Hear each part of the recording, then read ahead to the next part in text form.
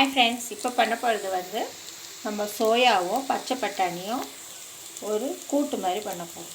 அதுக்கு முதல்ல 2 ஸ்பூன் எண்ணெய் ஊற்றி கடுகு போட்டு வெங்காயம் இந்த மாதிரி பொடியாக நறுக்கி நல்லா ஃப்ரை பண்ணிக்கணும். நான் சோயாவை தண்ணியில் இந்த மாதிரி ஊற வச்சுருக்கேன். இதை நல்லா பிழிஞ்சிட்டு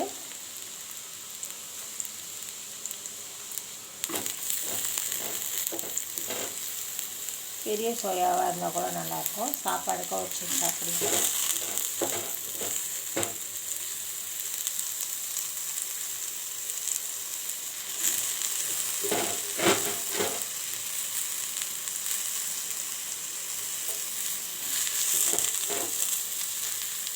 இப்போ பார்த்தாலும் ஒரே மாதிரி கோஸ் பொரியல், உருளைக்கிழங்கு பொரியல், வாழைக்காய் பொரியல், அதே பொரியலை சாப்பிடக்கூடாது.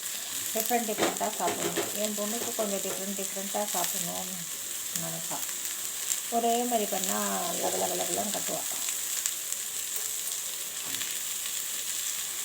இப்போ ஒரே மாதிரி இருக்குது சாம்பார் எல்லாம் கூட கொஞ்சம் டிஃப்ரெண்ட்டாக பண்ணணும். இந்த காலத்து பசங்க அப்படி கேட்குறாங்க.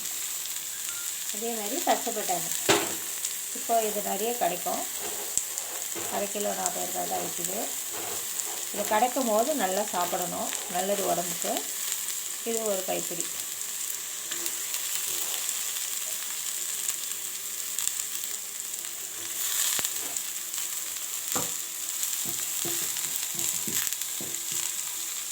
அதை நல்லா கலந்துடணும். இதுக்கு வந்து நம்ம பெப்பரும் போட்டுக்கலாம். அப்படி இல்லையா பெப்பர் வேண்டான்னா நம்ம வீட்டில் கரம் மசாலா யூஸ் பண்ணுவோம் இல்லையா, சாம்பார் பொடி, சாம்பாருக்கு அரைச்சி வச்சுருக்கோம்ல மிளகாத்தூள், அதை போட்டுக்குவோம். நான் இப்போது இதில் பெப்பர் தான் போட்டுக்கிறேன். இதை நல்லா ஃப்ரை ஆகும். அப்புறம் நம்ம மஞ்சத்தூள், உப்பு, பெப்பர் கடைசியாக போடணும். மஞ்சத்தூளும் உப்பும் போட்டு கொஞ்சம் தண்ணி விட்டு வேக வச்சிடணும்.